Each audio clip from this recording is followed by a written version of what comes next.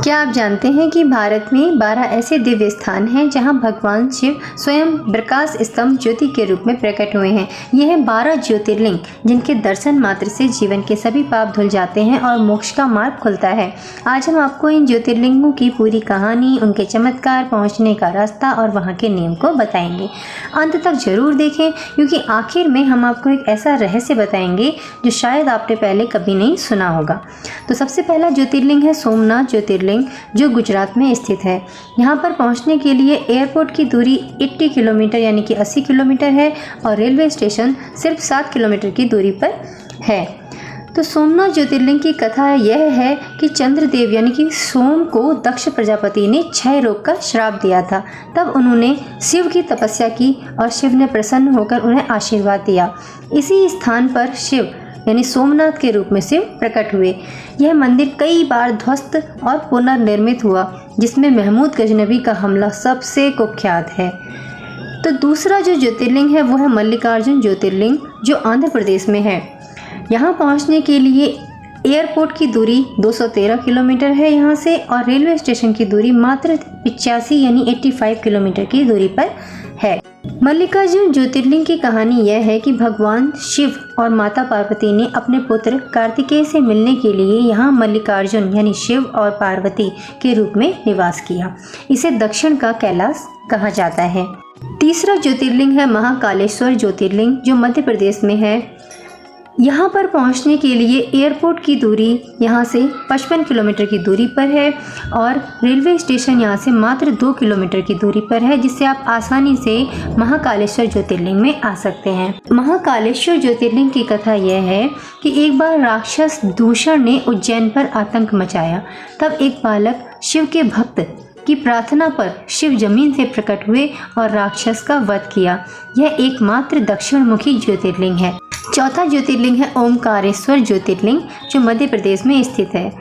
यहाँ पर पहुँचने के लिए एयरपोर्ट यहाँ से सिर्फ 80 किलोमीटर की दूरी पर है और रेलवे स्टेशन यहाँ से बस 12 किलोमीटर की दूरी पर है।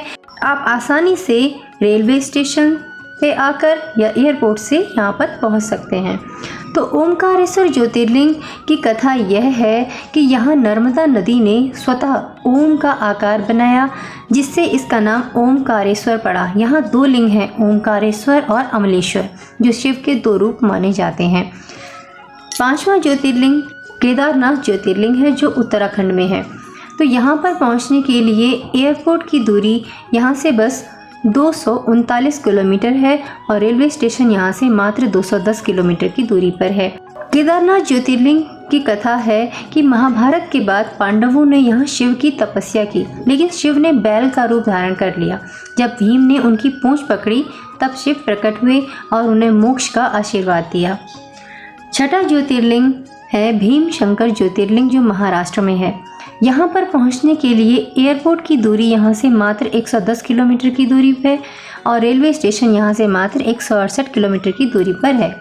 भीम शंकर ज्योतिर्लिंग जो है, इसकी कथा यह है कि राक्षस भीम ने देवताओं को परेशान किया, तब शिव ने उनका वध किया और यहाँ ज्योतिर्लिंग के रूप में स्थापित हुए।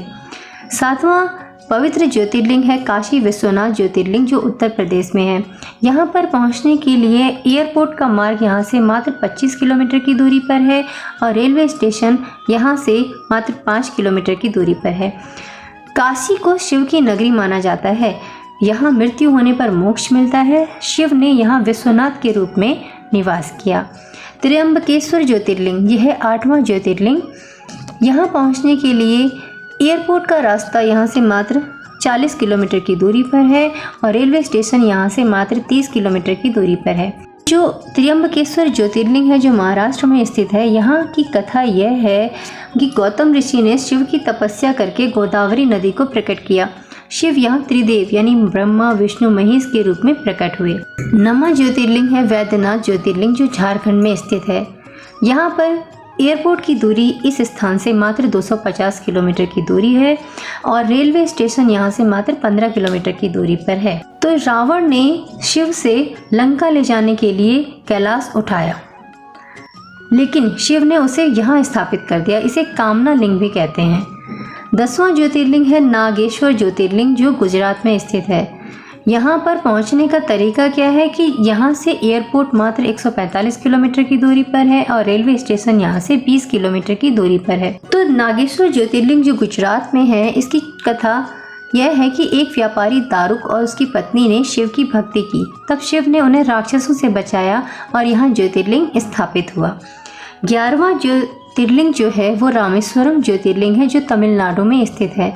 यहाँ पहुँचने के लिए एयरपोर्ट की दूरी यहाँ से मात्र 174 किलोमीटर है और रेलवे स्टेशन यहाँ से 1 किलोमीटर दूर है।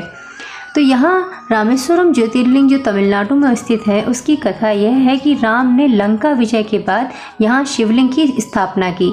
यहाँ हनुमान द्वारा लाए गए कैलाश शिवलिंग यानी विश्वनाथ और सीता द्वारा बनाए गए रामलिंग दोनों हैं।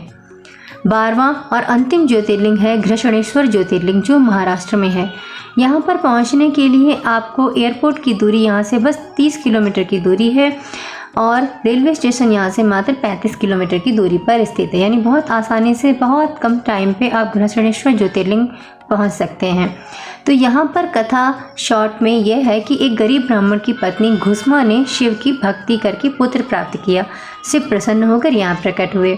क्या आप जानते हैं कि केदारनाथ ज्योतिर्लिंग के पीछे एक रहस्यमयी गुफा है, जिसके बारे में कहा जाता है कि यह सीधे कैलाश पर्वत तक जाती है और काशी विश्वनाथ के ऊपर स्वर्ण कलश से टकराने वाली हवा ओम की ध्वनि पैदा करती है।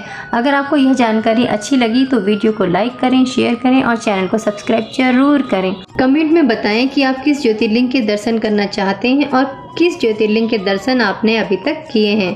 तो कैसी लगी आपको आज की वीडियो, कमेंट करके जरूर बताना। जल्दी मिलते एक नए वीडियो के, तो जुड़े रहिए चैनल के साथ। ओम नमः शिवाय।